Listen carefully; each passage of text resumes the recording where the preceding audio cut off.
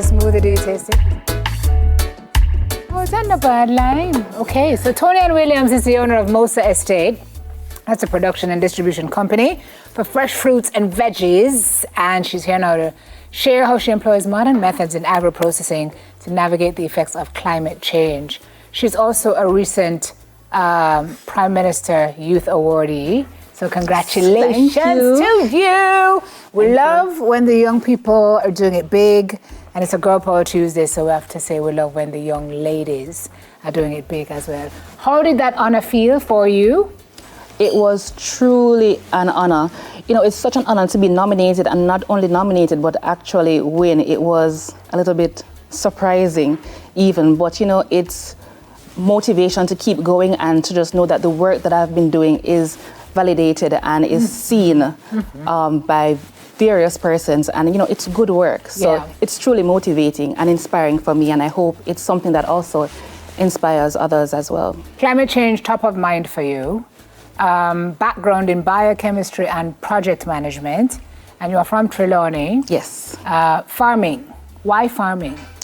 You know, to be honest, a lot of persons would think that my story is, oh, my parents are farmers, or I'm from a farming community. That's really not the case. Farming was something that I found to be therapeutic, and I'm a natural nurturer, so it's just natural to me to grow things and to see biological processes. So science was always something that I loved growing up. So farming was, as I said, you know, my therapy. So I started. You're a green farmer. Yeah, basically. So I started in my backyard growing various things like tomatoes, lettuce, and then, you know, it eventually grew into value-added products and even sea moss. How did it grow to that? Well, you know, I started with a delivery company, and my customers... For your veggies, fruits and veggies. For my fruits and veggies. And my customers, they're health-based persons, and I'm also on a natural health journey. So it was just natural that it came to me to, you know, start to produce juices from the stuff that I have, and to also support our local farmers as well. So the juices that we have here are 100% natural. They're made by local produce, and there's no sugar added. Oh, so how? So I know that sounds kind of icky, but no, it's pretty refreshing and it tastes great actually. Tell me the method you use now, because that's a little bit, it's not unconventional, it's sustainable, it's innovative. Tell me about the method that you use. In terms of the juices or my overall farming. So my overall farm, what we do at Mosa Estate, we have a microclimate greenhouse. And I know that sounds pretty foreign to people.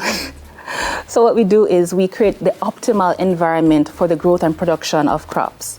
So in this environment, it is excluded from environmental stress, climate change. It has its own little system that allows for the optimal growth.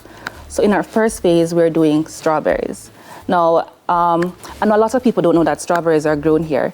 It's just that it grows on the mountain tops. Up in the bush, up in the hills, right? You know, so I couldn't get land to actually grow them there. And they were in demand from my customers, so I decided, well, can't get land. My family was absolutely against it. Like, you can't go farm in the bush all by yourself. That can't work. So, you know, it came to me.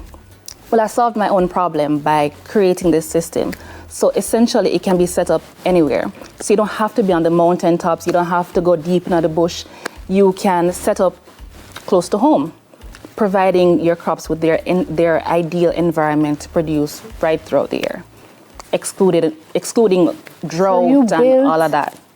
An environment conducive I did. to growing strawberries in Trelawney? In Trelawney.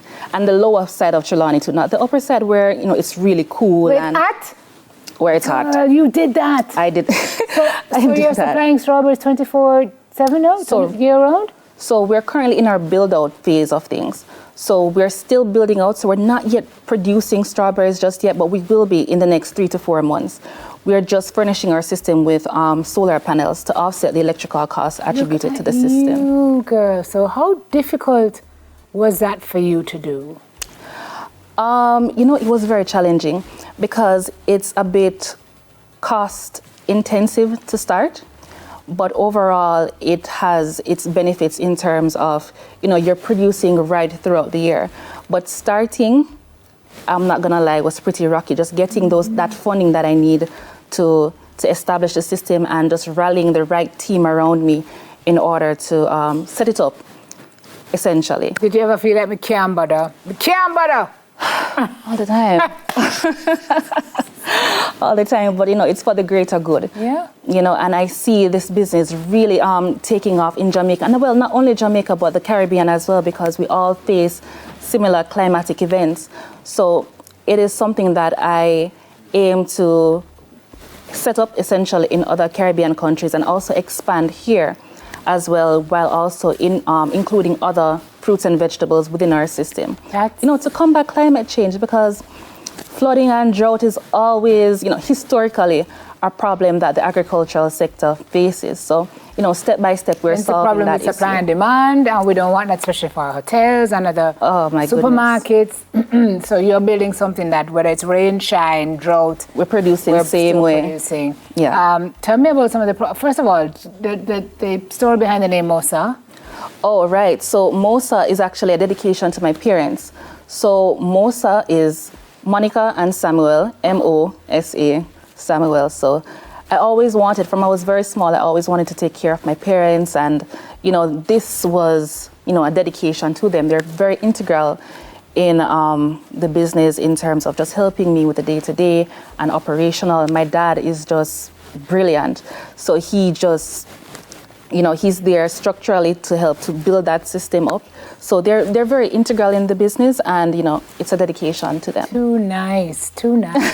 We have to break. If people want to reach you, talk more about your project and your work, or just to patronize your products, so how do we do that?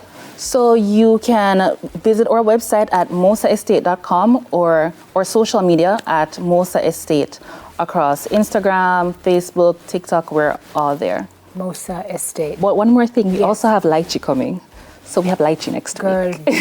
You love a lychee and we love a strawberry. So when you get things up and running. For sure. We'll talk. I love that. Trailblazer, amazing young person, the future of this country.